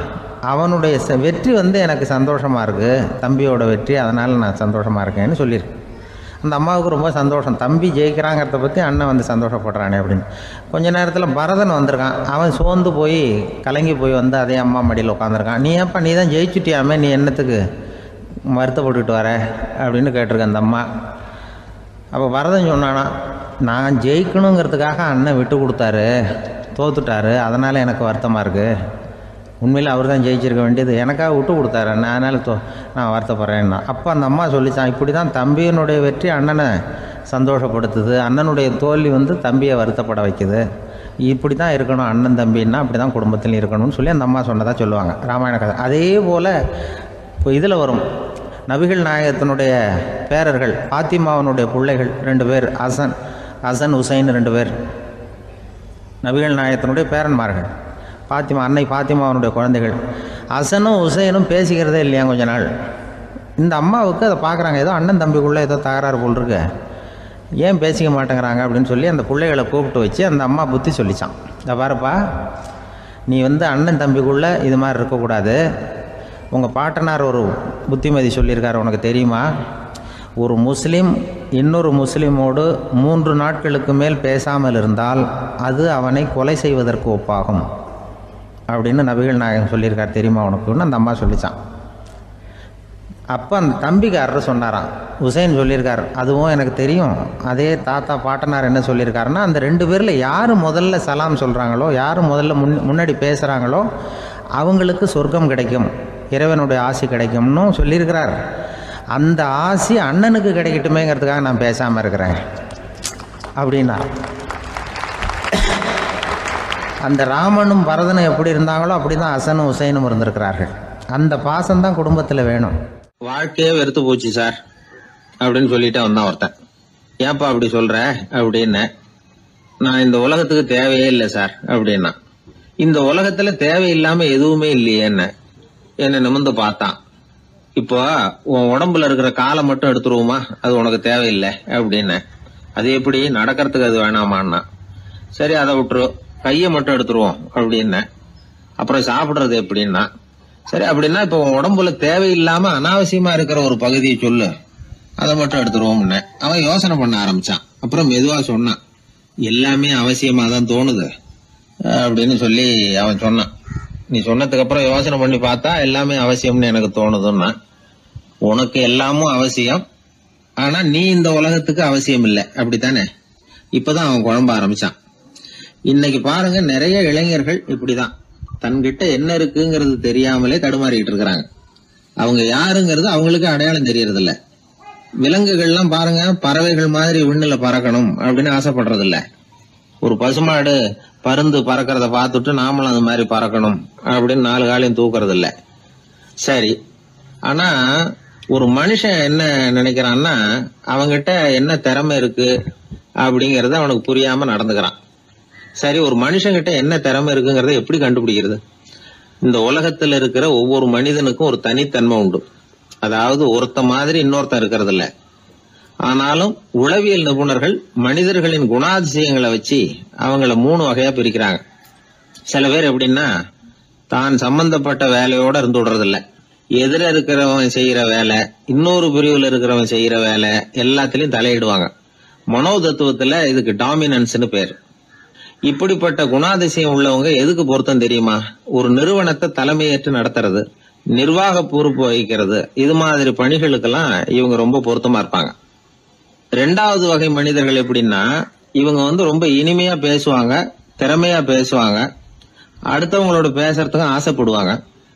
இப்படிப்பட்டவங்க எல்லாம் விற்பனை துறையில வேலை பார்க்கறதுக்கு ரொம்ப பொருத்தம். இதை தவிர 3வது வகை மனிதர்கள் உண்டு. அவங்க எப்படின்னா, இவங்களுக்கு பகுத்து உணரும் ஆற்றல் உண்டு, உறுதிப்பாடு உண்டு, அடுத்தவங்களோட அதிகம் பேச மாட்டாங்க. இன்னும் சொல்ல போனா 4 பேரோட பேசுறதே இவங்களுக்கு பிடிக்காது. செய்யற வேலையை நுணுக்கமா செய்வாங்க. எந்த பிரச்சனையா இருந்தாலும் சரி, அது சம்பந்தமா எல்லா விவரங்களையும் சேகரிப்பாங்க. இந்த வகை மனிதர்களுக்கு ஆராய்ச்சி வேலை, அக்கௌண்டன்ட் வேலை, இது மாதிரியான பொறுப்புகளை கொடுக்கலாம். ஒவ்வொரு மனிதனையுமே கொஞ்சம் கூர்ந்து கவனிச்சு பாருங்க. அவனுக்குள்ள இந்த 3 விதமான திறமைகளும் உண்டு. எது அதிகம் எது குறைவு அப்படிங்கறதுலதான் வித்தியாசம். நாம ஒவ்வொருத்தரும் கொஞ்சம் சுயமா சிந்திச்சு பார்க்கணும். நாம இந்த 3 வகையில எந்த வகை அப்படிங்கறத நாமளாதான் தேடி கண்டுபிடிக்கணும். இப்ப சொல்லப்பட்ட 3 குணங்களுமே ஆளுமை சம்பந்தப்பட்டது. இதுல ஒருத்தருடைய இயல்பு, திறமை இதெல்லாம் அடங்காது. இதெல்லாம் தனி. இதையெல்லாம் யார் நினைச்சாலும் முறையா பயிற்சிகள் மூலமா வளர்த்துக்கலாம். இப்ப திறமைய பயிற்சி மூலமா நம்ம வளர்த்துக்கலாம், இயல்பு இதையெல்லாம் வளர்த்துக்கலாம். முன்னாடி சொன்னது மாதிரி நாம எந்த வகையான ஆசாமிங்கிறத புரிஞ்சுக்கிட்டு அதுக்கு தகுந்த மாதிரி ஒரு வேலையை தேடிக்கிட்டோம்னா வாழ்க்கை நல்ல விதமா அமையும். அதுக்கப்புறம் நான் இந்த உலகத்துக்கு தேவையில்லை அப்படின்னு சொல்லிட்டு இருக்க வேண்டிய அவசியம் வராது. அதனால நம்முடைய குணம் என்ன, நாம எப்படிப்பட்டவர் அப்படிங்கறத அடிப்படையில தெரிஞ்சுக்கிட்டு அதுக்கு தகுந்த மாதிரி ஒரு தொழிலை வாழ்க்கையில தெரிஞ்சுக்கிறது, ஏற்றுக்கிறது நல்லது. இப்போ ஒரு அக்கௌண்டன்ட் வேலைக்கு இன்டர்வியூ நடந்தது. ஒருத்தர் வந்தார். அந்த நேர்காணல்ல அவர்கிட்ட ஒரு கேள்வி கேட்டாங்க. ஏன்னா அவர் வந்திருக்கிறது இந்த ரொம்ப கணக்கு சம்பந்தப்பட்ட வேலை, அக்கௌண்டன்ட் வேலை. அதனால இந்த நேர்காணல்ல அவர்கிட்ட கேட்டாங்க, 8, 3 இது 2 பெருக்குனா என்ன அப்படின்னு கேட்டாங்க. அவர் என்ன சொல்லிவிட்டார், 23ன்னு சொல்லிவிட்டார். 8 3 பெருக்குனா 24ன்னு சொல்லியிருக்கணும். ஏதோ அவசரத்துல 23ன்னு சொல்லிவிட்டார் பதில். சரி போன்னு சொல்லிவிட்டாங்க. அவர் வெளியில வந்துட்டார். வெளியில வந்ததும் யோசனை பண்ணார். அடடா 8 3 பெருக்க சொன்னாங்க, நம்ம 24ன்னு சொல்றதுக்கு பதிலா 23ன்னு சொல்லிவிட்டோம். இந்த சின்ன கணக்கு கூட நமக்கு தெரியல அப்படின்னு நினைச்சிருப்பாங்களே, நிச்சயமா நமக்கு இந்த வேலை கிடைக்காது அப்படின்னு முடிவு பண்ணிட்டு போயிட்டார். ஆனா பாருங்க, 10வது நாள் அவருக்கு அப்பாயின்மெண்ட் ஆர்டர் வந்துட்டுது. வேலையில உடனே வந்து சேர்ந்துங்க அப்படின்னு. சரி, ஏதோ தவறுதலா போட்டாங்க போல இருக்கு, நாம எதையும் வெளியில சொல்லிட்டு இருக்க வேணாம் அப்படின்னு சொல்லி இவரும் கம்முன்னு போய் வேலையில சேர்ந்துக்கிட்டார். ரொம்ப நாள் கழிச்சு வேலை நிரந்தரமானதும் மெதுவா மேனேஜர் கிட்ட போய் உண்மையை சொன்னார்.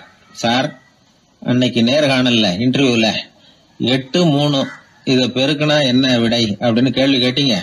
நான் தவறுதலா 23ன்னு சொல்லிவிட்டேன். நீங்களும் தவறுதலா எனக்கே அப்பாயின்மெண்ட் ஆர்டர் அனுப்பி வச்சுட்டீங்க அப்படின்னார். இப்ப மேனேஜர் சொன்னார், அப்படி இல்லப்பா, அன்னைக்கு வந்து நேர்காணலுக்கு வந்த அத்தனை பேருகிட்டையும் இதே கேள்வியை கேட்டோம். அத்தனை பேர் சொன்னதிலேயும் நீங்க சொன்ன பதில் தான் நியரஸ்ட் கரெக்ட் ஆன்சர், கிட்டத்தட்ட சரியா இருந்தது, நீ சொன்னதுதான், உங்களுக்கு இந்த வேலையை கொடுத்தோம் அப்படின்னு அவர் சொன்னாராம். அதனால வந்து வாழ்க்கையில துல்லியம் ரொம்ப முக்கியம். அதை புரிஞ்சுக்கிட்டு நம்முடைய வாழ்க்கை பாதையை அமைச்சுக்கிட்டோம்னா நம்ம வாழ்க்கையில வெற்றி நிச்சயம். ஒரே ஒரு ஊர்ல ஒரு ராஜா இருந்தார், ரொம்ப நல்லவர். ஒரு நாள் அரண்மனையில விசாரணை நடந்துகிட்டு இருக்குது. அதுல ஒரு வழக்கு. ஒரு விவசாயி வந்து புகார் கொடுக்கிறார். என்ன புகார்னா, அவர் வயல்ல ஆடுகள் வந்து மேய்ஞ்சி பயிரை அழிச்சுட்டுது. நிறைய உழைச்சி செலவு பண்ணி பயிரை உண்டாக்கி வச்சிருந்தேன், எல்லாம் போயிட்டுது. இனிமே நான் என்ன செய்யறது, நீங்க தான் சரியான தீர்ப்பு வழங்கணும் அப்படின்னார் அந்த விவசாயி.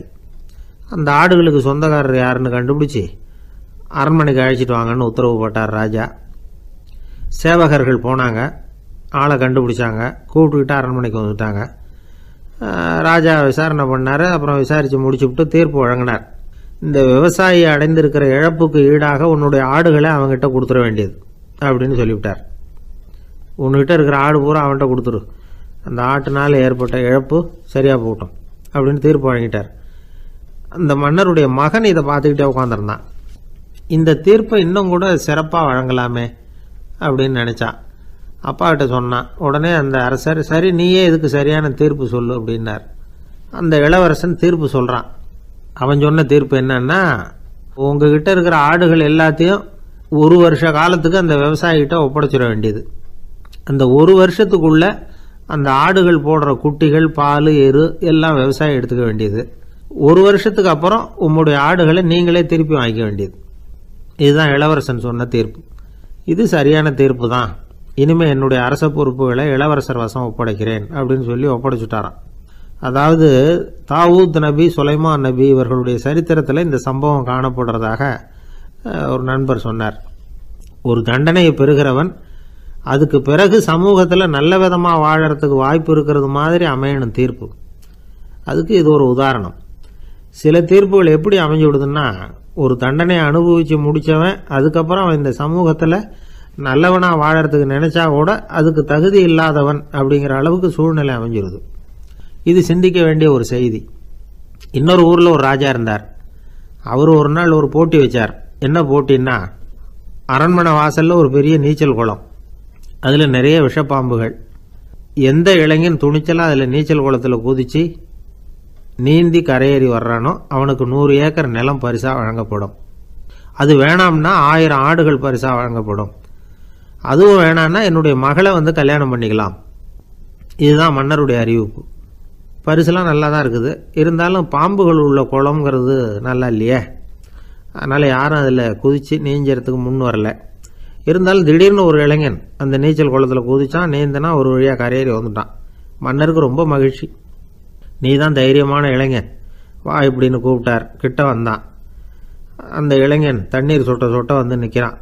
சரி, உனக்கு 100 ஏக்கர் நிலம் வேணுமான்னு கேட்குறார். வேண்டாங்கிறான். சரி, அப்படின்னா 1000 ஆடுகள் வேணுமான்னு கேட்குறார். அதுவும் வேணாங்கிறான். ஓ, அப்படின்னா என் பொண்ணை கல்யாணம் பண்ணிக்கிறியா அப்படின்னு கேட்குறாரு. அதுவும் வேணாங்கிறான். ராஜாவுக்கு ஒன்றும் புரியல. அப்படின்னா உனக்கு என்னதான் வேணும் அப்படிங்கிறார். என்னை பிடிச்சி இந்த குளத்தில் தள்ளி விட்டவன் யாருங்கிறது எனக்கு தெரியணும் அப்படின்னா. வெளிநாட்டுக்கு போகணும்னு ஆசை, ஆனால் அவனுக்கு எந்த மொழியும் தெரியாது.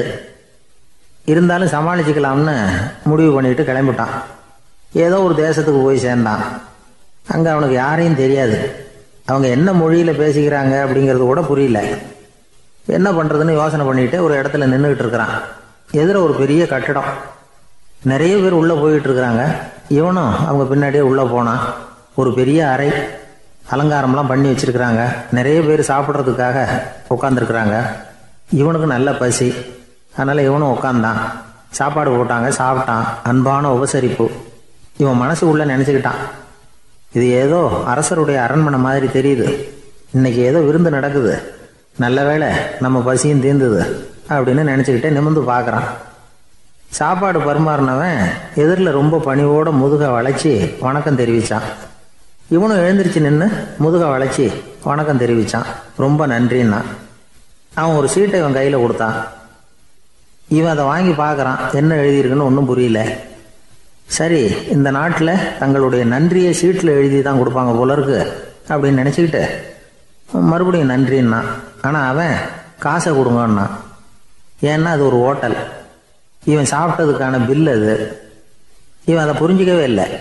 நன்றின்னு அந்த சீட்டில் எழுதி கொடுக்குறாங்க போல இருக்கு அப்படின்னு நினச்சிக்கிட்டு அதை வாங்கி சட்டை பையில் பத்திரமா வச்சுக்கிட்டு பரவாயில்லைங்க ரொம்ப மகிழ்ச்சின்னா. ஒரு வெளிநாட்டுக்காரனுக்கு இவ்வளவு தூரம் மரியாதை பண்ணுறீங்களே, எங்கள் ஊருக்கு போனதும் உங்களை பற்றி நிறைய சொல்லுவேன் அப்படின்னா. இவன் என்ன சொல்கிறான்னு அவனுக்கு புரியல. இவனை பிடிச்சி அழைச்சிட்டு போய் முதலாளி முன்னாடி நிறுத்தினான். நாம் சொன்னதில் இவனுக்கு ரொம்ப பெருமையாக இருக்கணும் போல இருக்கு, அதுதான் பெரிய இடத்துக்கு அழைச்சிட்டு வந்திருக்கிறான் அப்படின்னு இவன் நினச்சிக்கிறான். அவரும் பில்லுக்கான பணத்தை கொடுங்கிறாரு. பரவாயில்லைங்க ரொம்ப மகிழ்ச்சி நன்றிங்கிறான் இவன். அவரு பார்த்தார், இவனை நீதிமன்றத்துக்கு அனுப்பி வச்சுட்டார். இவன் என்ன நினச்சிக்கிட்டான், நம்மளை இந்த ஊர் ராஜா முன்னாடியே அழைச்சிக்கிட்டு வந்து நிறுத்தி இருக்கிறாங்க போல இருக்கு, என்ன ஒரு பெருந்தன்மை அப்படின்னு நினச்சிக்கிறான். நீதிபதி சொன்னார், சாப்பிட்டதுக்கான பணத்தை கொடுத்துரு, இல்லைன்னா அதுக்கான தண்டனை அனுபவிக்க வேண்டி இருக்கும்னார்.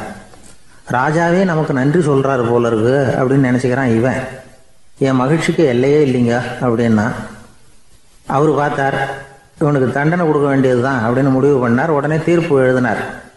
இவனை கழுதையில் பின்புறமாக உட்கார வைங்க, இவன் ஒரு மோசடிக்காரன் அப்படின்னு ஒரு போர்டு எழுதி அவன் கழுத்தில் மாட்டுங்க, அப்புறம் அந்த கழுதையை ஊர் பூரா விரட்டுங்க அப்படின்னார். இவனுக்கு தான் மொழி புரியலையே, ஏதோ நடக்குது அப்படிங்கிறது மட்டும் புரியுது. எல்லாரும் சேர்ந்து இவனை ஒரு கழுதை மேலே உட்கார வச்சாங்க. ஓஹோ, நம்மளை பாராட்டி ஒரு ஊர்வலம் நடத்துகிறாங்க போல இருக்கு அப்படின்னு நினச்சிக்கிறான் இவன். எல்லாரும் சத்தம் போட்டுக்கிட்டே கையை தட்டிக்கிட்டு கழுதை பின்னாடி ஓடி வர்றாங்க. இவனுக்கு ரொம்ப உற்சாகமாக இருக்குது. எல்லாருக்கும் கை கூப்பி வணக்கம் சொல்லிக்கிட்டே போகிறான்.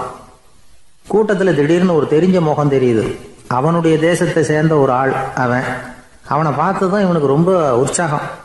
நம்ம ஊருக்கு போனதும் இங்கே நமக்கு கிடைச்ச மரியாதையெல்லாம் உண்மைதான்னு சொல்கிறதுக்கு ஒரு சாட்சியும் கிடைச்சிட்டுது அப்படின்னு நினச்சிக்கிறான்.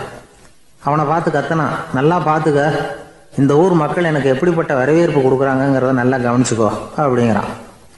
அவனுக்கு அவமானமாக போட்டுது. தலையை குனிஞ்சுக்கிட்டே நழுவி போயிட்டான். இவன் பார்த்தான், அவன் தலை தெரியல. ஆகா, அவனுக்கு நம்ம மேலே பொறாமை போல இருக்கு, அதனால தான் காணாமல் போயிட்டான் அப்படின்னு நினச்சிக்கிறான். இப்படி ஒரு வேடிக்கை கதையை பெரியவங்க சொல்கிறது உண்டு. கதை வேடிக்கையாக இருந்தாலும் இதில் உள்ள கருத்து என்ன தெரியுமா? அந்த கழுதை மேலே உட்காந்துருக்கிறானே, அது மாதிரி தான் நாமளும் அகங்காரங்கிற கழுதை மேலே உட்காந்துக்கிட்டு இருக்கோமா. நாமளும் கிட்டத்தட்ட அதே மாதிரி பிரம்மையில் தான் இருக்கிறோமா. என்ன நடக்குதுங்கிறதே புரியறதில்லை. அகங்காரத்தில் பேசுகிறவனுக்கும் சித்த சுவாதீனம் இல்லாமல் பேசுகிறவனுக்கும் அதிக வித்தியாசம் இருக்கிறதில்ல. அது மாதிரி ஒருத்தன் தன்னுடைய வீட்டை சுற்றி சேற்றை வாரி இறைச்சிக்கிட்டு இருந்தானா. அந்த வழியாக வந்த ஒரு பெரியவர் அதை பார்த்துருக்கார். என்னப்பா பண்ணிகிட்டு இருக்கிற அப்படின்னு கேட்டாரான். கழுதைகளை விரட்டிக்கிட்டு இருக்கிறேன் அப்படின்னானா. இங்கே கழுதைகளே காணுமே அப்படின்னாரான் அவர். அதுதான் ஏற்கனவே விரட்டி விட்டனே அப்படின்னானா இவன். ஆஃபீஸை முடிஞ்சு வீட்டுக்கு போகிற சமயத்தில் ஒருத்தர் கடைக்கு போய் ஸ்வீட் வாங்கினார். சரி, வீட்டுக்கு பிள்ளைங்களுக்கு தான் வாங்கிட்டு போகிறார் அப்படின்னு மற்றவங்க நினச்சாங்க. அவர் அப்படி செய்யலை. அந்த இடத்துலையே பொட்டலத்தை பிரித்தார். திருட மாதிரி அப்படியே சுற்றி ஒரு தரம் பார்த்துக்கிட்டார். யாரும் தெரிஞ்சவங்க இல்லைங்கிறத முடிவு பண்ணிவிட்டு அவசரமாக அதை அப்படியே போட்டு முழுகிவிட்டு கையை தொடச்சிக்கிட்டு நல்ல பிள்ளை மாதிரி நடந்து போக ஆரம்பிச்சிட்டார். அவர் யாருன்னா, அவரோட பிரச்சனை எல்லாருக்கும் தெரியாது, சில பேருக்கு தான் தெரியும். அதாவது அவர் உடம்பில் சர்க்கரை இருக்குதுன்னு டாக்டர் சொல்லிவிட்டாராம். அதனால் வீட்டில் சர்க்கரையே இவர் கண்ணில் காட்டுறதில்ல. அதனால் இவர் யார் கண்ணிலையும் படாமல் இப்படிப்பட்ட வேலைகள்லாம் செய்கிறது வழக்கம். யாருக்கும் தெரியாமல் இப்படி ஸ்வீட்டை வாங்கி சாப்பிட்டுட்டு அவர் பாட்டுக்கு போயிடுறது. இப்படிப்பட்டவங்களுக்கெல்லாம் கொஞ்சம் ஆறுதலான தகவல் இன்றைக்கி. அது என்னென்னா, நாம் சாப்பிட்ற சர்க்கரைக்கும் நம்ம உடம்பில் உள்ள சில கோளாறுகளுக்கும் அப்படி என்ன தான் சம்மந்தம் இருக்குது. இதை பற்றி சமீபத்தில் சில ஆராய்ச்சிகள்லாம் நடந்திருக்குது. ஏன்னா சர்க்கரைன்னாவே விஷம் மாதிரி அதை பார்க்குறவங்களும் சில பேர் உண்டு. சின்ன பிள்ளைங்களுக்கு வயத்தில் பூச்சி உண்டாகிறதுலேருந்து பெரியவங்களுக்கு நீரிழிவு வர்ற வரைக்கும் எல்லாத்துக்கும் சர்க்கரை தான் காரணம்னு சொல்லிகிட்டு இருக்கிறோம். ஆனால் அந்த அளவுக்கு பயப்பட வேண்டிய அவசியம் இல்லை அப்படின்னு சொல்கிறாங்க. சர்க்கரை வியாதி, இருதய நோய், பித்த நீர்ப்பை நோய், இதெல்லாம் சில நோய்கள்லாம் நாம் சாப்பிட்ற சர்க்கரைக்கும் தொடர்பு இருக்குன்னு நினைக்கிறோம்.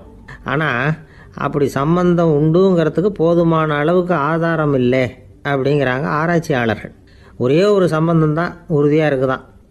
அதுவும் இந்த பல் சிதைவு அப்படின்னு இருக்கு இல்லையா, அந்த சர்க்கரை சாப்பிட்றதுக்கும் இந்த பல் சிதைவுக்கும் சம்பந்தம் இருக்குது அப்படிங்கிறத மட்டும் உறுதியாக சொல்கிறாங்க.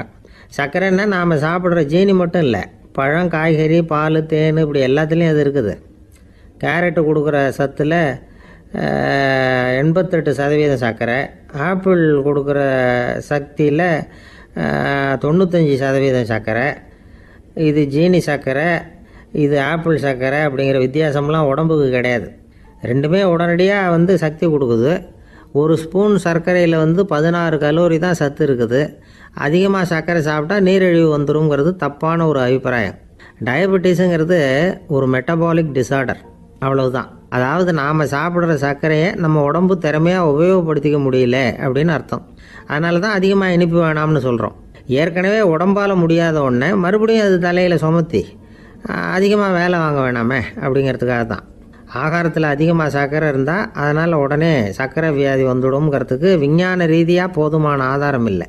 அதனால் எப்போவாவது அதிகமாக ஸ்வீட்டு சாப்பிட்டுட்டா ஐயோ அதிகமாக சாப்பிட்டோமோ என்ன பண்ண போகுது தெரியலையே அப்படின்னு நினச்சி மனசை போட்டு குழப்பிக்க வேண்டியதில்லை. பொதுவாக எதுவுமே அதிகமாக வேண்டாம், எல்லாம் சீராக இருந்தால் போதும். நீரிழிவுங்கிறது புதுசாக வந்துட்ட ஒரு நோய் இல்லை, ரொம்ப காலமாகவே இருக்கிற ஒன்று தான். நம்ம முன்னோர்கள் இதை மதுமேகம் அப்படின்னு சொல்லுவாங்க. அதை கட்டுப்படுத்துறதுக்கு அவங்களே சில வழிமுறையை சொல்லி வச்சுருக்கிறாங்க. அது என்னென்னா வேறு ஒன்றும் இல்லை, இந்த பாவக்காய், முள்ளங்கி, அருகம்புல், அவ்வளவுதான். வெள்ளை முள்ளங்கி இருக்குல்ல, அதை வாரத்துக்கு 3 நாள் சாப்பிட்டுக்கிட்டு வாங்க. நூலுக்கோல் ரொம்ப நல்லது. இல்லைன்னா முள்ளங்கி சாறு 1 ounce சாப்பிட்டுட்டு வரலாம். ரத்தத்தில் சேர்கிற சர்க்கரை அளவை இதெல்லாம் கட்டுப்படுத்துது. சிறுநீரில் காணப்படுகிற சர்க்கரை அளவையும் சமநிலைப்படுத்துது. தினமும் ஆகாரத்தில் கோதுமை, கேழ்வரகு, வெந்தயம், கருவேப்பிலை, சோயாபீன்ஸ் எது கிடைக்குதோ சேர்த்துக்கலாம். இப்படிலாம் செஞ்சுக்கிட்டு வந்தால் அப்புறம் வீட்டுக்கு தெரியாமல் கடையில் போய் நின்றுக்கிட்டு ஸ்வீட் வாங்கி திருட்டுத்தனமாக சாப்பிட வேண்டிய அவசியமே உங்களுக்கு வராது. 2 ஆசாமிகள் கடற்கரையில் உட்காந்து சாவகாசமாக பேசிக்கிட்டு இருந்தாங்களாம். ஒருத்தர் சொன்னார், இன்னொருத்தருக்கு தெரியாமல் ஸ்வீட்டு சாப்பிட்றதே எப்பவும் இடைஞ்சல் தான் சார். நேற்றுக்கு பாருங்கள் அப்படி தான் சாப்பிட்டுக்கிட்டு இருந்தேன், வீட்டுக்காரி கண்ணில் போட்டுவிட்டுது, அதுக்கப்புறம் ஒரே ரகலையாக போச்சு அப்படின்னாரா. எனக்கு கூட அப்படி தான் சார் ஆகிட்டுது, ஒரே ரகலை அப்படின்னாரா இன்னொருத்தர். நீங்கள் சாப்பிட்டதும் உங்கள் வீட்டுக்காரங்க கண்ணில் போட்டுவிட்டுதா சார் அப்படின்னு கேட்டிருக்காரு இவர். அதுக்கு அவர் சொன்னாராம், அப்படி இல்லை சார், கடைக்காரர் கண்ணில் போட்டுவிட்டுதோ, நான் அவருக்கு தெரியாமல் அந்த ஸ்வீட்டை அவர் கடையிலேருந்து எடுத்திருந்தேன் அப்படின்னு விளக்கம் கொடுத்தாராம் இந்த ஆள். ஒரே ஒரு ஊரில் ஒரு பாதிரியார் இருந்தார். ரொம்ப நாள் சந்தோஷமாக வாழ்ந்தார். ஒரு நாள் அவர் மடத்து சமையல் அறையில் பாத்திரங்களை கழுவி துலக்கி சுத்தப்படுத்திக்கிட்டு இருந்தார். அந்த சமயத்தில் ஒரு தேவதூதன் அவர் முன்னாடி நின்னான். இவர் நிமிர்ந்து பார்த்தார். ஆண்டவர் என்னை உங்ககிட்ட அனுப்பியிருக்கிறார், பரலோகத்தில் வாசம் செய்யறதுக்கு உங்களுக்கு நேரம் வந்துட்டுது அப்படின்னு அந்த ஆள். ஆண்டவருக்கு என்னோட ஞாபகம் வந்ததுக்கு நன்றி. ஆனாலும் இப்போ இங்கே நீயே பாரு, எவ்வளவு பாண்டங்கள் பாக்கி இருக்கு, இவ்வளவையும் நான் சுத்தப்படுத்த வேண்டியிருக்கு. நான் நன்றி கெட்டவனாக இருக்க விரும்பலை. இந்த பணியை முடிக்கிற வரைக்கும் என்னுடைய பரலோக வாழ்வை தள்ளி வைக்க முடியுமா, நீ என்ன நினைக்கிற அப்படின்னு கேட்டார். தேவதூதன் தனக்கே உரிய விவேகத்தோட அன்போட பாதிரியாரை பார்த்தான். சரி என்ன செய்யலாம்ங்கிறத அப்புறம் சொல்கிறேன் அப்படின்னு சொல்லிவிட்டு புறப்பட்டு போயிட்டான். ஒரு நாள் அந்த பாதிரியார் தோட்டத்தில் உள்ள களைகளை எல்லாம் ஒரு களை கொத்தியால் கொத்தி களை எடுத்துக்கிட்டு இருக்கிறார். அந்த சமயத்தில் இந்த தேவதூதன் மறுபடியும் அவர் முன்னாடி நிற்கிறான். பாதிரியார் பார்த்தார், இதை பாரு, இந்த தோட்டம் பூராவும் எவ்வளவு களை மண்டி கிடக்கு, பரலோகம் கொஞ்ச காலம் எனக்காக பொறுத்திருக்கலாம்னு நீ நினைக்கிறியா அப்படின்னு கேட்டார். தேவதூதன் சிரிச்சுக்கிட்டே மறுபடியும் மறைஞ்சிட்டான். மறுபடியும் அவர் களை எடுக்கிறது, தானிய களஞ்சியத்துக்கு வர்ணம் பூசுறது, இப்படிப்பட்ட வேலைகளில் ஈடுபட்டிருக்கார். இன்னொரு நாள் ஒரு மருத்துவமனையில் நோயாளிகளை கவனிச்சுக்கிட்டு ரொம்ப தீவிரமாக இருக்கிறார் அந்த பாதிரியார். ஒரு நோயாளியோட தாகத்துக்கு தண்ணீர் கொடுத்துட்டு நிமிர்ந்து பார்க்குறப்போ தேவதூதன் மறுபடியும் அவர் முன்னாடி வந்து நிற்கிறான். இந்த தடவை பாதிரியார் தன்னலமற்றவராக பேரன்பை காட்டக்கூடிய வகையில் தன்னுடைய 2 கைகளையும் உயர்த்தியபடி தேவதூதனின் கவனத்தை வந்து பிணியால் வாடக்கூடிய நோயாளிகளின் பக்கம் திருப்பினாராம். தேவதூதன் ஒன்றும் சொல்லலை, மறைஞ்சிட்டான். அன்னைக்கு சாயந்தரம் பாதிரியார் வந்து மடத்தில் உள்ள தன்னுடைய அறைக்கு போய் இளைப்பாறினார். யோசிச்சு பார்த்தார். தேவதூதனையும் தேவதூதனின் விருப்பத்தையும் பல நாள் தள்ளி போட்டு வந்ததையும் அவர் ரொம்ப நினச்சி பார்த்தார். திடீர்னு தான் வந்து முதுமை அடைகிறதையும் சோர்வு அடைகிறதையும் உணர்ந்தார். ஆண்டவரை நினைச்சார். ஆண்டவரே, உம்முடைய தூதனை மறுபடியும் என்கிட்ட அனுப்புனா நான் சந்திக்கிறதுக்கு ஆவலாக இருக்கேன் அப்படின்னு சொல்கிறப்பவே தேவதூதன் பக்கத்தில் வந்து நின்னான். பாதிரியார் நிமிர்ந்து பார்த்தார். நீ இப்போவே என்னை அழைச்சிக்கிட்டு போக விரும்பினா நான் பரலோகத்துக்கு வர்றதுக்கு தயாராக இருக்கேன்னார். தேவதூதன் அந்த பாதிரியாரை அன்போடவும் விவேகத்தோடவும் பார்த்து, நீங்கள் வந்து என் கூட பரலோகத்துக்கு வர்ற தயாராக இருக்கிறதா சொல்கிறீங்க, ஆனால் நீங்கள் இது வரைக்கும் வேறு எங்கே இருந்ததா நினைக்கிறீங்க அப்படின்னானா. அப்படின்னா இது வரைக்கும் இருந்த இடம்தான் பரலோகம் அப்படிங்கிறத உணர்த்தியிருக்கிறான். பரலோகம்னா என்னென்னு புரிஞ்சுக்கிறதுக்கு இந்த சம்பவம் நமக்கு உதவியாக இருக்குது. தொண்டு செய்கிறத விட பெரிய செயல் வேறு எதுவும் இருக்க முடியாது. அது நம்ம மனசுக்கு கொடுக்குற சுகத்தை வேறு எதுவும் கொடுக்க முடியாது. நாம் தொண்டு செய்கிற இடம் தான் அந்த புண்ணிய இடம். ஆனால் இந்த காலத்துல எல்லாம் நாம் வந்து தொண்டு செய்யணும்னு நினச்சி ஏதாவது ஆரம்பித்தா கூட அதை ஒரு மாதிரியாக சுற்றி நின்று வேடிக்கை பார்க்க ஆரம்பிச்சிடுறாங்க. ஒரு பெரியவர் அப்படித்தான் ஒரு தொண்டு செஞ்சுக்கிட்டு இருந்தார். ஒரு கோவில் கட்டிக்கிட்டு இருந்தாங்க. அதில் ஒரு இடத்துல ஒரு பலகையை வச்சு ஆணி அடிக்கிற வேலையை செஞ்சுக்கிட்டு இருந்தார் அந்த பெரியவர். ஒரு சின்ன பையன் அதை ரொம்ப ஊக்கமாக அக்கறையாக கவனிச்சுக்கிட்டு இருந்தான்.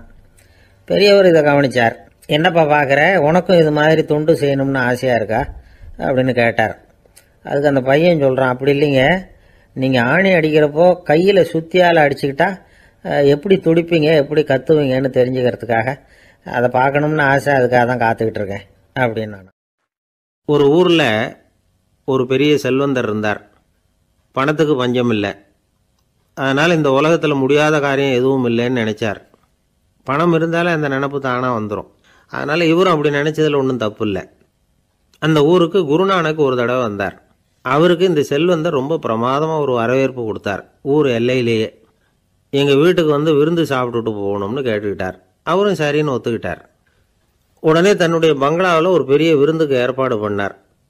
குருநானக்கை அழைச்சிட்டு வீட்டுக்கு போனார். உட்கார வச்சார். ஐயா, நான் இந்த ஊர்லேயே ரொம்ப பெரிய வசதி உள்ளவன்.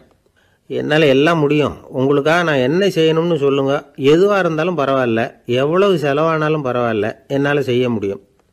என்ன செய்யணும்னு சொல்லுங்கள், அது போதும், நான் செய்கிறேன் அப்படின்னு நான் ரொம்ப பணிவா. இதை கேட்டதும் குருநானக் சிந்திச்சார் கொஞ்ச நேரம். அதுக்கப்புறம் தன்னோட சட்டை பைக்குள்ளே கையை விட்டு ஒரு பழைய ஊசி ஒன்று எடுத்தார். அந்த செல்வந்தர்கிட்ட கொடுத்தார். இதை பாருங்கள், இவ்வளவு தூரம் நீங்கள் கேட்கறதுனால சொல்கிறேன், எனக்கு நீங்கள் செய்ய வேண்டிய உதவி இதுதான்னார். ஊசியை கையில் வாங்கிக்கிட்டு இதை என்ன செய்யணும்னு சொல்லுங்க அப்படின்னார் அவர். நீங்கள் செய்ய வேண்டியது என்னென்னா, இந்த ஊசியை பத்திரமா வச்சிருக்கணும். நாம் 2 பேரும் இறந்து போனதுக்கு பின்னாடி இன்னொரு உலகத்தில் நாம் சந்திக்கக்கூடிய வாய்ப்பு இருக்குது. அப்போ இந்த ஊசியை என்கிட்ட கொண்டாந்து கொடுக்கணும். இதுதான் நீங்கள் எனக்காக செய்ய வேண்டிய உதவி அப்படின்னார் குருநானக் லேசாக சிரிச்சுக்கிட்டே. இதை கேட்ட உடனே இந்த பெரியவர் முழிக்க ஆரம்பிச்சிட்டார். அது எப்படிங்க, நான் சாகிறப்ப எப்படி இந்த ஊசியை எடுத்துக்கிட்டு இன்னொரு உலகத்துக்கு வர முடியும்னார். ஊசி மாதிரி ஒரு சின்ன பொருளை கூட இந்த உலகத்தை விட்டு நாம் போகிறப்ப எடுத்துகிட்டு போக முடியாதுங்கிறப்போ உங்களோட செல்வத்தையெல்லாம் எப்படி அங்கே எடுத்துகிட்டு வர போகிறீங்க அப்படின்னு கேட்டார் குருநானக். அதுக்கப்புறம் தான் அந்த பெரியவர் யோசிக்க ஆரம்பித்தாராம். குருநானக் சொல்கிறார், இதை பாருங்கள், நாம் செய்கிற நல்லது கெட்டது தான் கடைசி வரைக்கும் நம்ம கூட இருக்கும். அடுத்தவங்க நல்லா இருக்கணுங்கிறதுக்காக பொருளை செலவு செய்யணும். அப்படி செய்யலைன்னா எந்த பிரயோஜனமும் இல்லை அப்படின்னார். அதுக்கப்புறம் தான் அந்த செல்வந்தரின் அறிவு கண் திறந்து தான். உடனே குருநானக்கை வணங்கினார். ஐயா, என்கிட்ட இருந்த ஆணவம் போயிட்டுது. இனிமேல் என்கிட்ட இருக்கிற செல்வத்தை நல்ல வழியில் செலவழிப்பேன் அப்படின்னாராம். நம்மக்கிட்ட இருக்கிற பணம் எப்பவும் நம்ம கூடவே வந்துக்கிட்டு இருக்காதுங்கிறதுக்கு இது ஒரு உதாரணம். அதுக்காக நாம் பணம் சேர்க்கறத பற்றி கவலைப்பட வேண்டியதில்லை, பேசாமல் படுத்து தூங்கிக்கிட்டு இருந்தால் போதும் அப்படின்னு இதுக்கு அர்த்தம் பண்ணிக்கப்படாது. முறையான வழியில் பணம் சேர்க்கணும், அதை முறையான வழியில் செலவு பண்ணணும். அதனால் ஏற்படக்கூடிய மன நிறைவு இருக்குது பாருங்கள், அது அனுபவித்தவங்களுக்கு தான் தெரியும். சொர்க்கத்துக்கு போகிறவங்க இங்கேருந்து பணத்தை எடுத்துகிட்டு போக முடியாது. ஆனால் நம்ம செல்வத்தை இங்கே மற்றவங்களுக்கு பயன்பட செய்து அதனால் ஏற்படுற புண்ணியம் இருக்குது பாருங்கள், அதை எடுத்துகிட்டு போக முடியுமா.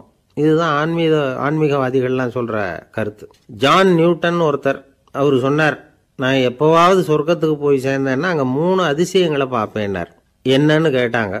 நான் யார் யார் இருக்க மாட்டாங்கன்னு நினச்சிக்கிட்டு இருந்தானோ அவங்களில் சில பேர் அங்கே இருப்பாங்க, அது ஒரு பெரிய அதிசயம்னார். சரி, அடுத்தது என்ன? 2வது அதிசயம் என்னன்னா, அங்கே இருப்பாங்கன்னு நான் எதிர்பார்த்த சில பேர் அங்கே இருக்க மாட்டாங்க.